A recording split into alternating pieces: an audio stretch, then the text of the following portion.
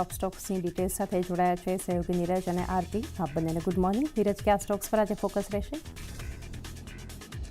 જી good morning. અને સૌથી પહેલાં તો આજે આઈડીએફસી ફર્સ્ટ બેંક પર જ આપણે ફોકસ રાખીશું, કારણ કે ઓવર ધ વીકેન્ડ તેમના દ્વારા ખાસ કરીને એક્સચેન્જને માહિતી આપવામાં આવી છે કે એમની જે ચંડીગઢ બ્રાન્ચ છે એ ચંડીગઢ બ્રાન્ચની અંદર અમુક ખાતાઓની અંદર ગેરરીતિ થયા હોવાનું તેમને સામે આવ્યું છે. તેમણે એક આંતરિક તપાસ તેમણે હાથ ધરી હતી અને ખાસ કરીને હરિયાણા સરકારના અમુક વિભાગોના જે ખાતાઓ છે એ ખાતાઓની અંદર અહીંયાથી આપણને ગેરરીતિ થયાના સંકેતો મળ્યા હતા અને એને લઈને તેમણે જાણકારી આપી છે. આઈડીએફસી ફર્સ્ટ બેન્કે એવું પણ કહ્યું છે કે તેમણે પોલીસ ફરિયાદ પણ અહીંયાથી નોંધાવી છે અને ખાસ કરીને 4 કર્મચારીઓને તેમણે સસ્પેન્ડ અહીંયાથી કર્યા છે. રિકવરી અને કાનૂની પ્રક્રિયા બાદ એક નુકસાનનો અંદાજ આવશે તેમણે એવું કહ્યું છે. અને KPMGની તેમણે નિમણૂક કરી છે ઓડિટર તરીકે. એક ફોરેન્સિક ઓડિટ કરવા માટે તેમણે KPMGની નિમણૂક કરી છે, એટલે હવે એના પર એક ફોકસ રાખવાનું રહેશે.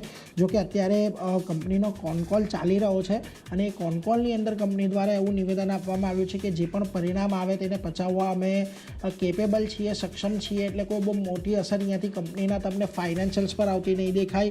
એમણે કહ્યું છે કે આ જે ઘટના હતી એક જ બ્રાન્ચ પૂરતી મર્યાદિત છે, કોઈ બીજી બ્રાન્ચો પર જોવા નથી મળ્યું. પોલીસ ફરિયાદ દાખલ કરી છે. અન્ય એજન્સીઓને પણ અમે અહીંયાથી ખાસ કરીને એલર્ટ કરી દીધી છે. જે રેગ્યુલેટર્સ છે, નિયામકો છે, ઓડિટર્સ છે, એને પણ અમે માહિતી આપી છે. અને જેમ કહ્યું KPMGને તેમણે ફોરેન્સિક એડિટ માટે કહ્યું છે. બેંકની સ્થિતિ મજબૂત છે, કર્મચારીઓ પર વિશ્વાસ છે, એવું તેમણે અહીંયાથી ખાસ કરીને કહ્યું છે. જો કે કોલમાં અમુક વધારાની વિગતો આપતા તેમણે એવું પણ કહ્યું છે કે ઓલમોસ્ટ આની જે અસર છે 490 કરોડની અત્યારે સામે આવતી દેખાઈ રહી છે, પરંતુ કોઈપણ પરિસ્થિતિમાં તેઓ 100 કરોડનું એક વધારાનું અઝમ્પશન લઈને ચાલી રહ્યા છે. 590 કરોડથી બહુ મોટી અસર અહીંયા આવતી નહીં દેખાય એવું એમનું કહેવું છે. અને ખાસ કરીને એમણે એવું પણ કહ્યું છે કે અમુક કર્મચારીઓની મિલીભગત દ્વારા આ જે સરકારી ખાતું છે સરકારી ખાતાની અંદર ફોર્જ કરેલા ચેક, એટલે કે બનાવટી ચેક દ્વારા પૈસા ટ્રાન્સફર કરવાનું અહીંયાથી કૌભાંડ છે આખું, એટલે એના પર એક ફોકસ ખાસ કરીને રાખવાનું છે. એટલે આજના દિવસે તમને અહીંયાથી આઈડીએફસી ફર્સ્ટ બેંકમાં થોડી ઘણી અસર આવતી ચોક્કસથી દેખાશે. જોકે જેફરીઝ અહીંયાથી કહી રહ્યું છે કે આ બેંકે જે પગલાં લીધા છે એ ઘણા બધા પોઝિટિવ છે અત્યાર સુધીમાં, એટલા માટે તેઓ બાયકોલ સાથે 100નો ટાર્ગેટ અહીંયાથી આપી રહ્યા છે, એટલે એના પર એક ધ્યાન રાખતા રહીશું. પરંતુ આ પરિસ્થિતિની અંદર ફરી પાછું AU SFB એટલે કે AU સ્મોલ ફાઇનાન્સ બેંક દ્વારા પણ અહીંયાથી થોડીક આજના દિવસે ફોકસમાં રાખવાની રહેશે, કારણ અહીંયા પણ એક હરિયાણા સરકારે જે આઈડીએફસી ફર્સ્ટ બેંક સાથેની ઘટના થઈ ત્યારબાદ એવો નિર્ણય આપ્યો કે હરિયાણા સરકારની પેનલમાંથી દૂર કરવામાં આવી છે AU સ્મોલ ફાઇનાન્સ બેંકને પણ.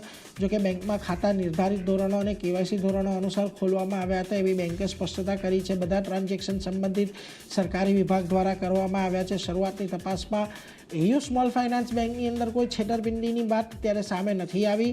બેંકના બોર્ડને પણ આ મામલે જાણકારી આપી છે એવું AU SFBનું ખાસ કરીને કહેવું છે. એટલે હવે એના પર એક ખાસ ધ્યાન રાખવાનું રહેશે કે આજે અહીંયા કયા પ્રકારની ઇમ્પેક્ટ આવે છે. ચોક્કસથી આઈડીએફસી ફર્સ્ટ બેંક પાસે તો જે પ્રકારની અત્યારે પરિસ્થિતિ બનતી દેખાઈ રહી છે થોડીક ચિંતા ત્યાં છે, પરંતુ ત્યારબાદ આ AU SFBને લઈને પણ હરિયાણા સરકારે જે નિર્ણય આપ્યો છે એ થોડોક અહીંયાથી વધારે ચિંતાજનક આજના દિવસમાં હોઈ શકે છે. એટલે આ બંને પર આજના દિવસે ખાસ આપણે ફોકસ ખાસ રાખતા રહીશું.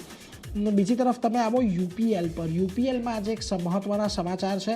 UPLના બોર્ડે બિઝનેસ રિસ્ટ્રક્ચરિંગને અહીંયાથી ખાસ કરીને મંજૂરી આપી છે. એગ્રી અને ક્રોપ પ્રોટેક્શન બિઝનેસ એટલે કે પાક સંરક્ષણનો જે એમનો બિઝનેસ છે આ બંનેને અહીંયાથી હવે અલગ કરવા માટે જઈ રહી છે. એટલે શું કરશે UPL? એક ઓલરેડી લિસ્ટેડ કંપની તો એમની છે જ, હવે UPL ગ્લોબલ SAS કરીને અન્ય બીજી કંપની છે એને પણ તેઓ લિસ્ટેડ અહીંયાથી આવનારા સમયની અંદર કરશે. અને ખાસ કરીને UPL સસ્ટેનેબલ એગ્રી સોલ્યુશન્સ છે એ એમની સબસિડરી કંપની છે, એનું UPLની અંદર વિલય કરવામાં આવશે. ક્રોપ પ્રોટેક્શન બિઝનેસને UPL ગ્લોબલ SASની અંદર ડીમર્જ કરવામાં આવશે.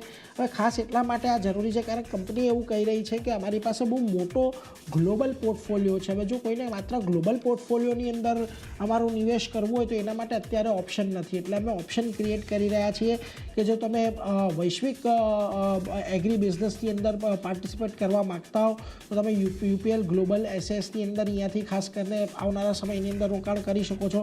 કંપની પાસે 15,000થી વધુ પ્રોડક્ટ છે, 140 દેશોમાં ઓપરેશન છે, 57 રિસર્ચ સેન્ટર છે. એટલે ખાસ કરીને એક ગ્લોબલ પોર્ટફોલિયો અહીંયાથી યુપીએલ ક્રિએટ કરવા જઈ રહ્યું છે. એટલે એના પર એક ફોકસ રાખીશું. જોકે આખી પ્રક્રિયામાં ઘણો લાંબો સમય છે, ઘણી બધી મંજૂરીઓ આવવાની બાકી છે, પરંતુ ચોક્કસથી આજે તમને એક અસર અહીંયાથી આવતી જોવા મળશે આ સમાચારની. બીજી તરફ અહીંયાથી નુઆમાએ જો ડાઉનગ્રેડ કરીને હોલ્ડ કર્યું છે. રેટિંગ અને ટાર્ગેટ 816 આપ્યા છે. એમનું ખાસ કરીને કહેવું છે કે આ અનાઉન્સમેન્ટ જે પ્રકારનું અહીંયાથી આપણને આવતું જોવા મળ્યું છે એ સિનર્જી વધારવા માટે અને વેલ્યુ અનલોકિંગ માટેનું વધારે છે. ટ્રાન્ઝેક્શનની અંદર કેશ અને ટેક્સ ન્યુટ્રલ છે અને ખાસ કરીને જે માઇનોરિટી શેર હોલ્ડર છે એમના હકોનું અહીંયાથી સંરક્ષણ પણ થશે અને કેપિટલ સ્ટ્રક્ચરમાં પણ કોઈ બહુ મોટો ફરક નથી થવાનો એટલા માટે.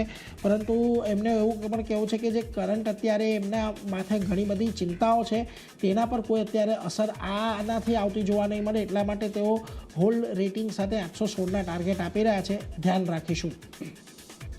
બીજી તરફ HAL પર ખાસ ફોકસ રાખજો, કારણ કે જો અહીંયા શંકાસ્પદ ટેકનિકલ ખામીને કારણે વધુ એક તેજસ જેટ અહીંયાથી આપણને એક્સિડન્ટ થતું જોવા મળ્યું છે. જોકે આ વખતના તેજસ જેટના એક્સિડન્ટની અંદર પાયલોટે સુરક્ષિત રીતે બહાર આવી ગયો હતો, તેમણે ઇજેક્ટ કરી લીધું હતું એટલા માટે તેઓ બચી ગયા, પરંતુ ચોક્કસથી પ્લેન ક્રેશ થઈ ગયું છે. અકસ્માત બાદ ભારતીય વાયુસેનાએ અહીંયાથી તેજસ એરક્રાફ્ટની સઘન ટેકનિકલ તપાસના આદેશ આપ્યા છે. અત્યારે લગભગ 30 જેટલા સિંગલ સીટર જેટ આપણી વાયુસેનાની અંદર છે અને તમામને ગ્રાઉન્ડેડ કરવાનો નિર્ણય અહીંયાથી એરફોર્સ દ્વારા લેવામાં આવ્યો છે. એટલે એના પર એક ખાસ ફોકસ રાખજો. અને મહત્ત્વની વાત છે કે એરફોર્સમાં સામેલ થયા બાદ આ ત્રીજો અકસ્માત છે જે તેજસ સાથે થયો છે. એટલે થોડીક અહીંયાથી ચિંતાઓ વધતી જોવા મળી રહી છે.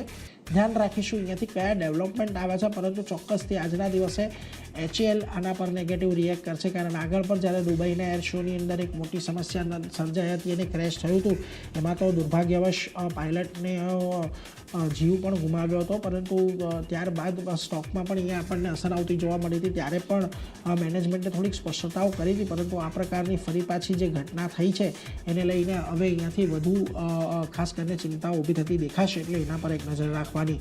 બીજી તરફ સિપ્લા ખાસ ફોકસમાં રાખજો. USFDA પાસેથી અહીંયાથી ગ્રીસ યુનિટને જે તપાસ હતી તપાસ પૂર્ણ થઈ છે.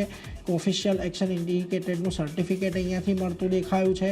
પ્લાન્ટમાં કંપની અહીંયાથી લેન્ડ્રોટાઇડ ઇન્જેક્શન પ્રોડક્ટ છે એ બનાવે છે અને યુએસના ટોપ 3 પ્રોડક્ટ પૈકીનું એક છે. એટલે એના પર એક ધ્યાન રાખજો. આજના દિવસે થોડી ઘણી અસર તમને અહીંયા પણ આવતી જોવા મળશે.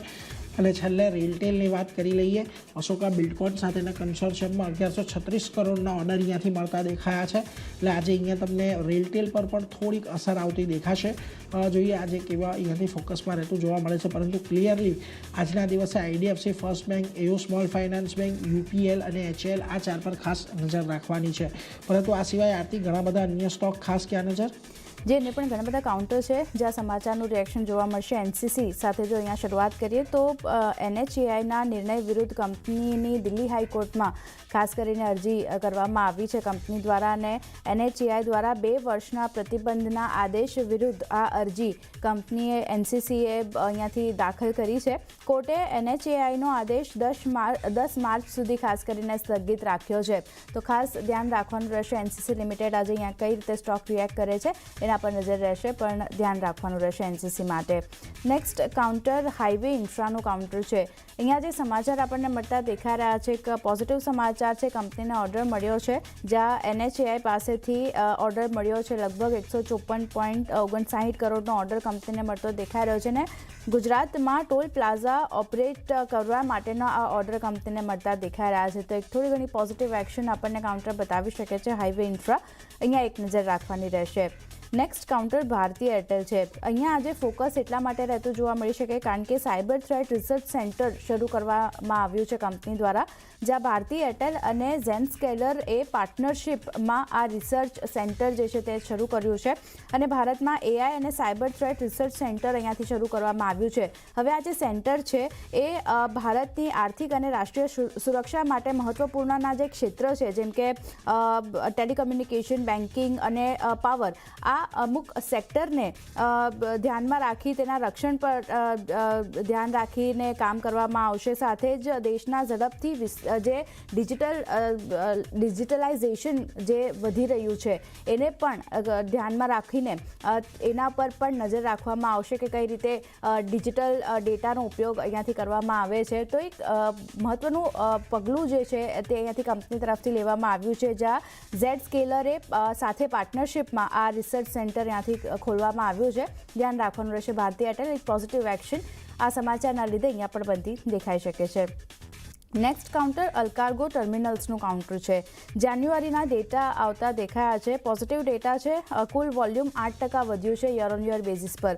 સામે મંથ ઓન મંથ બેઝિસની જો આપણે વાત કરી લઈએ તો ત્યાં 8%નો ઘટાડો જાન્યુઆરીમાં આપણને આવતો દેખાઈ રહ્યો છે. પણ ઓવરઓલ જો વાત કરી લઈએ તો એક સ્ટેબલ અંડરલાઇંગ ડિમાન્ડ જે છે તે આપણને બનતી દેખાઈ રહી છે. તો ધ્યાન રાખવાનું રહેશે અલકાર્ગો ટર્મિનલ્સ માટે. નેક્સ્ટ ગોદરેજ પ્રોપર્ટીઝનું કાઉન્ટર છે.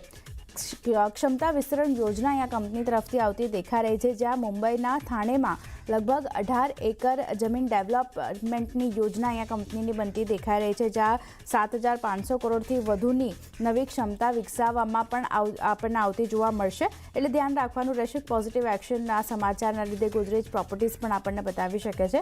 ફોકસ રહેશે અહીંયા. નેક્સ્ટ કાઉન્ટર HEGનું છે. પ્રોમોટર્સને નોટિસ મળવાના થોડા નેગેટિવ સમાચાર છે. સેન્ટિમેન્ટલ ઇફેક્ટ આવતી દેખાઈ શકે કાઉન્ટર પર. પ્રમોટર્સને કારણ દર્શક નોટિસ અહીંયાથી મળતી દેખાઈ રહી છે.